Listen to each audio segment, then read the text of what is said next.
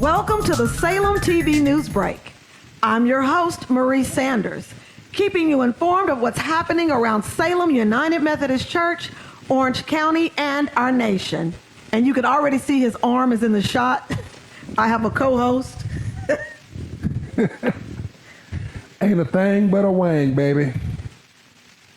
That's my wang. Y'all, we have been laughing all morning. It took us a minute to even get started because this one, well, laughter is like medicine. It's Amen. not me. It's the staff here at Salem TV. They had some incredible announcements, but we got everything together as we got it usually together. do. As we usually do. Yes. So we have a lot to cover on our show today. Amen. So let's go ahead Amen. and get started. Well, you all saw the sermon last Sunday and how I spoke at length about Pastor Juanita Rasmus's new book, Learning to Be. Well, my mother is a member of St. John's Downtown. Yes. And she and her sisters, all of them in their 80s, call themselves the Ball Sisters. All right, that's their maiden name. That's sweet. And so they got together with Pastor Juanita, and they are having a special Zoom meeting that they are calling the Tea Party. Wow. And of course, it's a Zoom Tea Party. And at the Zoom Tea Party, we'll all dress up in our, I'm sure what you wear at tea parties, your gloves and your hats or whatever, and lay out all of your fine china, your best tea service, and Zoom with my mom and her sisters throughout Texas and Louisiana, and there's some cousins in New Jersey and Illinois. And also online will be the pastor herself and author Juanita Rasmus. So I know some of you have already received a copy of the Audible book from me personally. If you haven't received it, please count it to my head, not my heart. Go directly to Audible or to Amazon and order the book right now. It only takes 4 hours to listen to, and it's narrated by Grammy Award winner Michelle Williams. Now, you know I love her voice, but I had to cheat a little bit and set my Audible on double speed. So I listened to it at double speed so I could finish it in 2 hours. Wow. And so during just a day of working around the house, I was able to get a lot of relief because I've been doing that kind of personal soul searching and some self-reflection. And my mom, being a member of the church, recommended the book to me. Yes. Of course, I know Juanita and Rudy very well, and she and another really good friend of mine, Claudette Caldwell over at Windsor Village, are perhaps the two premier contemplative pastors in the Texas Annual Conference. Yes. Contemplative means that they work in the field of prayer and meditation, and Suzette works a lot with the Word, and Juanita works a lot with things like breath prayer and different forms of prayer. So this is a great way for us to kick off a season of healing by looking at ourselves, especially as it pertains to issues like mental health issues. Yes. And you know, that's a taboo subject in our churches. Right. But I am convinced, church, that if we did just a little bit of work on ourselves, our families of origin, and those things that are internal to our own psyche, it would dramatically increase the way or increase the effectiveness of our church when we work with one another. Yes. And as you know, we got a couple of really big projects coming up with all of the renovations having to be done after the storm. And so now's a good time for us to start working on ourselves, healing inside, and then healing with our church brothers and sisters here at Salem United Methodist Church. Exactly. So that tea party happens on 10/10/2020. Oh. Yeah. That's next Saturday. Yeah. October the 10th.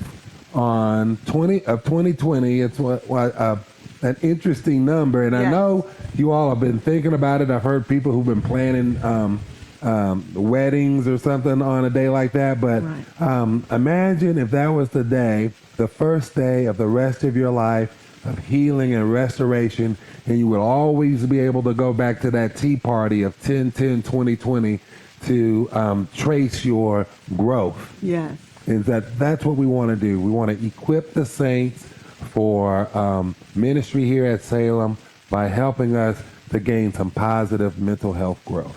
Amen. That sounds really, really wonderful, and that's going to begin at 2:00 p.m. That's right. That is absolutely great. Now we have to move on to another great issue, another important issue also for this month is also Breast Cancer Awareness Month. Absolutely. And during the course of the month, the rest of this month, we will be coming to you with different ways that you can get testing, your mammograms. So we want you to stay tuned for that as we will bring you more about Breast Cancer Awareness Month, as we're also thinking about our mental health, because I'm a firm believer that hurt people hurt people. Absolutely. Well, there's so much to heal from. And when it comes to breast cancer or cancer in general, our church has been hit really hard by all sorts of cancer. And breast cancer is one of those oldest, most well-organized efforts in the nation that really makes a difference. And our really good friend, the minister Willette Williams, is a breast cancer survivor. She's very active, and I always wear my something pink during October. So I'll have a bunch of pink ties that I save all year long just for this month. And I'll set my phone browser, the theme on my phone to pink and everything. So just to be mindful, if you do nothing else, to cover our church members and all church members with prayers who are struggling with right now the hope of recovering from cancer themselves and cancer that exists in our families, especially our church family here at Salem United Methodist Church. Yes, yes. So we're moving on to our next topic, and that is early voting. Absolutely. Early voting. So we have a lot to cover about that also. Absolutely. Well, as you know, early voting begins on October the 13th, and it extends through October the 30th. The last day for voter registration has passed. Yes. So you can't register to vote. But I know all of you are already registered. Yes. You've made your voting plans to vote. And so that means you need some information to help you complete your plans. Now, we know that, especially here in the state of Texas and throughout the South, the Voting Rights Act was enacted because of active voter suppression partaken by the states throughout the South and throughout the United States that prohibited certain populations, especially African Americans, from voting. Yes. All right.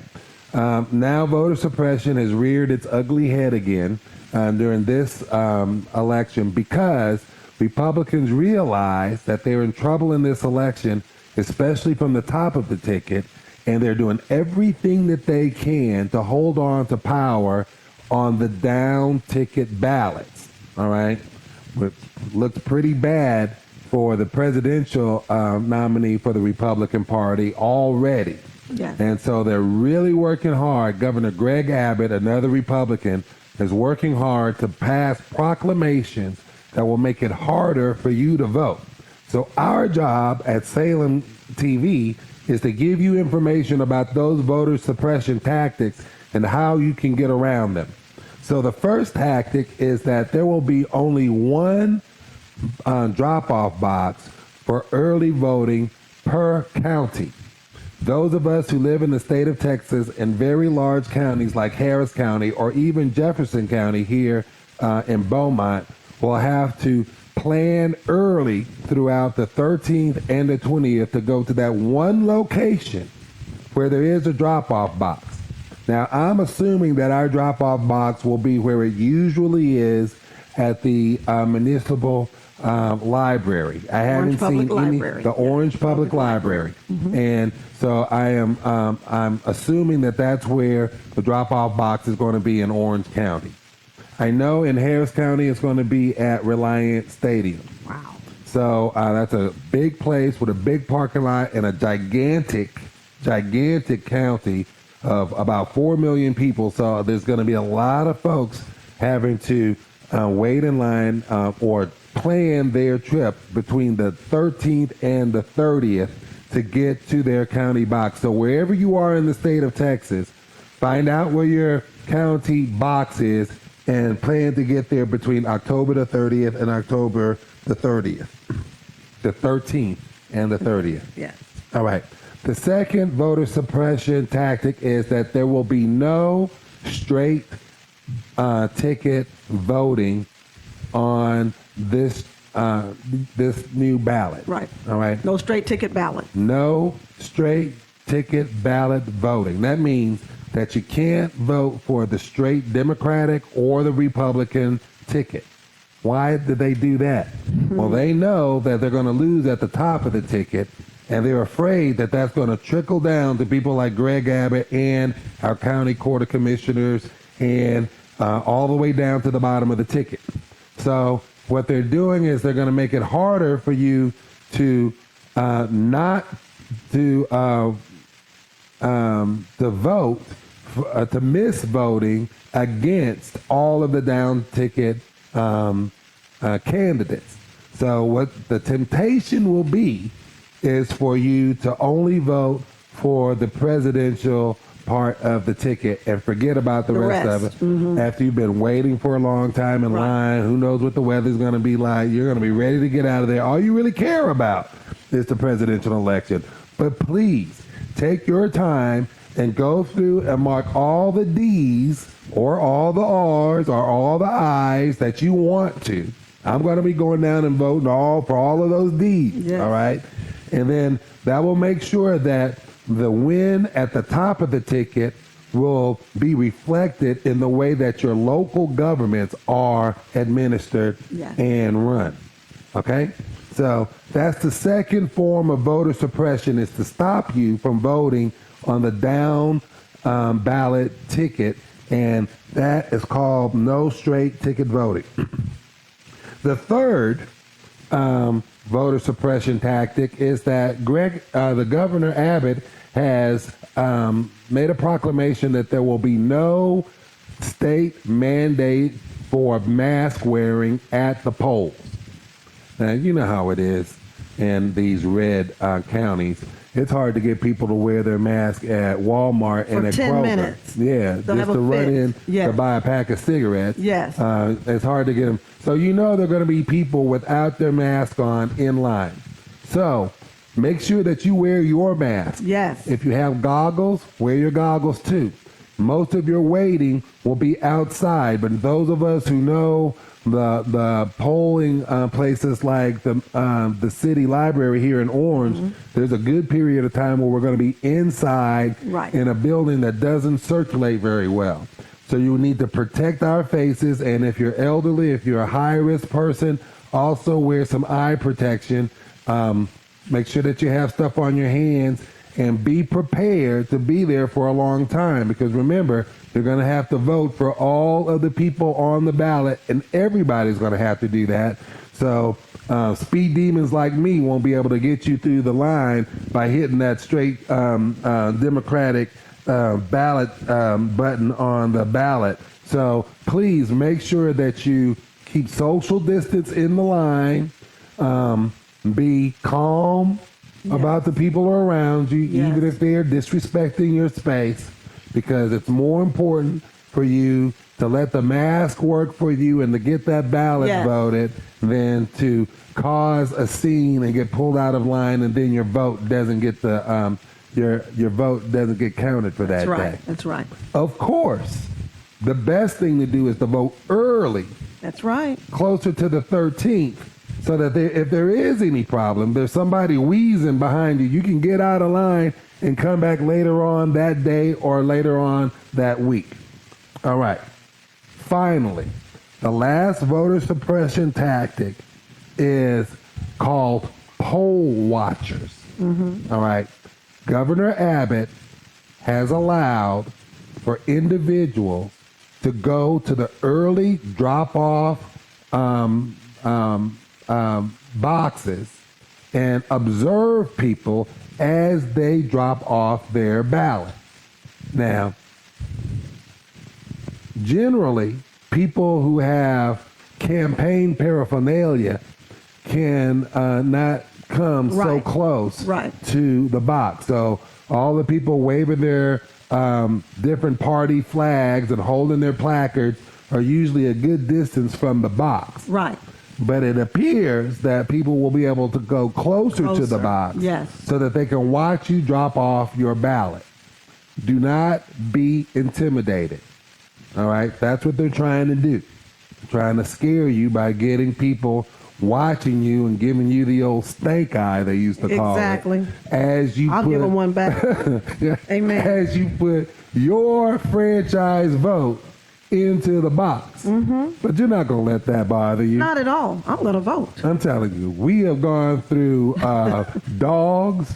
We have gone through fire hoses. Yes. We can go through the stank eye. That's right. In 2020. That's right. For a couple of minutes. For a couple of minutes. That's right. While we early vote. That's it. To get it all done early. Exactly. Now, I have heard of different efforts around the city, and I intend to try to be at a Zoom meeting sometime soon that our own brother Michael Williams has been a part of to help with the voter, to get out the vote. Right. But I have also heard of a group that has taken it one step further, and what they are doing is they're organizing to go to the voting lines and to give out things like hand sanitizer, rain ponchos, water, snacks, those folding chairs, those types of things that people will need if they wind up in line for a long time. So I don't know if I'll be able to make it to that Zoom meeting, but you heard it from me here on the Salem TV News Break that that's the kind of effort that we can really get behind. And I would love to see here in the city of Orange people doing what they can to make the wait in line more bearable, especially for our older neighbors who will be standing in line who may have their blood sugar drop during that time. They may need a snack. They may need a water. snack. They may need some orange juice. They may need some water to stay hydrated. Or they just may need something to put over their head because we don't know what the weather's going to be like. Right. It's usually beautiful weather here in Orange, Texas. My Lord. Yeah. But every now and then we may get a drop of rain on Election Day, and that's what we are looking to do, to help overcome the overwhelming force of the voter suppression effort in the state of Texas with things that we can do as saints of God to help our vote count here in Orange, Texas. Yes. And you were mentioning about the social distancing and the mask, and we know it's really been a crazy weekend with President Trump with this COVID. Some believe him, some don't. I mean, I prayed, and my prayer was, Lord, let your will be done. And that was it. And I kept it moving. So you want to give us an update on that also, please? Well, I actually prayed for the president's speedy recovery. And lo and behold, within a matter of days. Hours. He was in his car driving around Bethesda. And sooner than I expected, there he was bounding up those stairs at the White House back to pose for his pictures without his mask to go back and quarantine in the White House. So you can see prayers are answered. They are. And I'm glad that he apparently is feeling better, or at least his thumbs are feeling better because he's been on Twitter nonstop. That hasn't stopped. I can't vouch for the stuff that he's tweeting, but the one thing that I look for as a preacher is a witness. Amen. And a testimony. Right. And what the president has provided for us is a witness and a testimony as to how dangerous COVID-19 really is. That's right. when you take a cavalier attitude towards COVID-19, so far 18 members of the White House staff have tested positive for COVID-19, possibly tracing back to the time that the president was preparing for the last debate, that debate that they had Right. with Joe Biden. Yes. Thank God Joe Biden has not tested positive yet. Amen. But it He appears probably won't. that while the president was preparing for the debate, he was also preparing to spread COVID-19 to everyone around him, especially throughout his Secret Service detail and the staff in the West Wing. Wow. So that in itself ought to be a lesson for us and ought to tell us something. And so another thing that happened that I'm sure many of you didn't notice was that yesterday Texas was number one Yes. in the most number of new cases of COVID-19 over the past week. We had 30,762 brand new cases of COVID-19 in the state of Texas alone, outpacing every other of the 50 states in the union. Now, some people will say, oh, it's because there's so many people in the state. But I would say it's because we've done such a poor job Yes. leading our people towards better and healthier choices. Exactly. That's why we've been bringing these numbers to you, bringing these statistics to you from day one of the quarantine, so that you can make better choices than it appears are being made all over the nation. If you watch those statistics every day like I have, you have seen that the number of fatalities have gone up by 1,000 every day for the last several days. Every day. So every day, today as we film on Wednesday, it's at 211,000 of our neighbors who have died of COVID-19. And so that drives home the point of the president's example Yes. before the nation even more poignantly, Yes. knowing the toll that it has had on our nation in terms of deaths, that this is an event that is rivaled by world wars in terms of the carnage Yes. that it has brought to the American public. And I am so happy that here at Salem we have avoided a big outbreak of COVID-19. Yes. And we will continue to practice the maximum amount of caution, although, we're going to keep moving forward. Oh, yes, And definitely. so as we're working through Charge Conference and we're having our Zoom meetings, we're also talking about other alternatives for the near future. So people of Saints of Salem United Methodist Church, we love you. We're praying for you like we're praying for everyone to recover. And things are moving along here at Salem United Methodist Church thanks to your stewardship during this time of quarantine. Yes. Yes. Thank you all so much. Thank you for all that, Pastor. Some very, very good information. You're very welcome.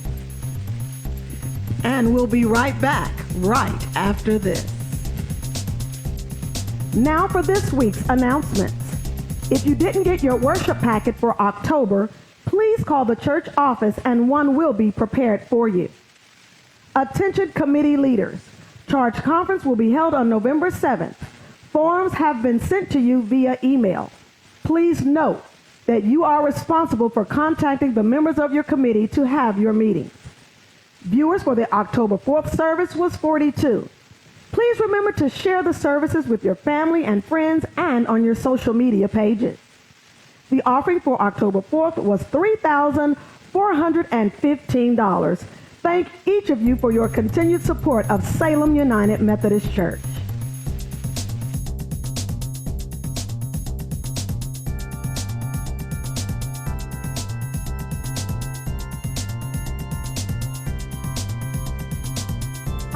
I'm Bella Bright, Oh, and I'm Bijou Bright. and this is the workout segment.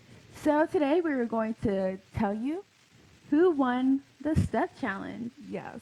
I had 2,367 steps. And I had 3,122 steps. Which means that she won by a small 755 steps. Almost 1,000, and it's still better than you. So I don't care. if you guys want to be a part of this fun, all you have to do is open your Samsung Health app and click on the middle icon on the bottom. It says Together. And on the top, there is going to be a little widget looking thing, and it says Friends. Click on the circle that says Add. Once you do that, there will be a small little email looking icon. Once you click on that, you can add friends by email or text. You just send it in a big group chat, and then you're ready to start your challenge. It is really that easy. Yeah. Okay. It's so much fun. Yeah. Okay, that was the workout segment, and yeah, we'll see you guys next week. See you later.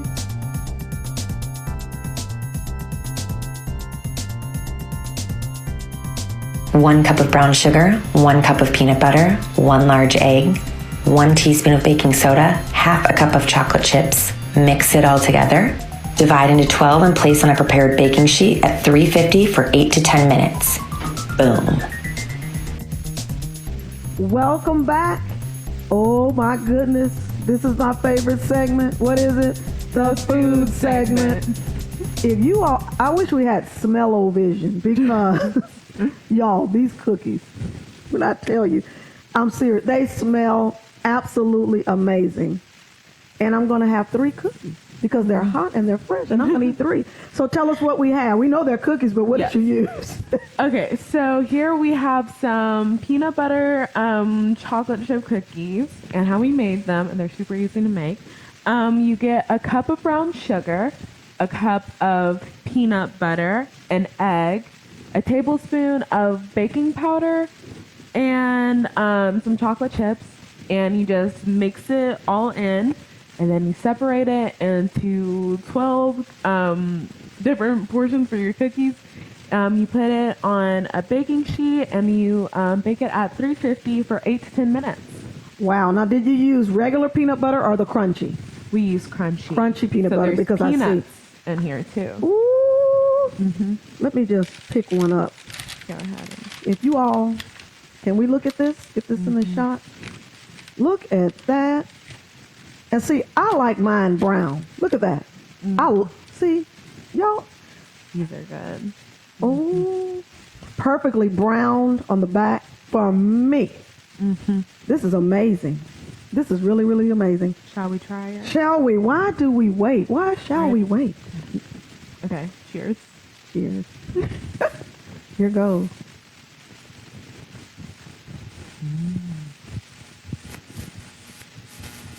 Oh, I forgot. I'm supposed to be talking. Sorry, we lost ourselves for a moment. I'm sorry. I closed my eyes and I It's so good. You can really taste the peanut butter and the chocolate bring it out. It's not like too much chocolate, like No, it's not too much chocolate. No, no, no. It just really brings out the peanut. It's so good. Talking, go ahead.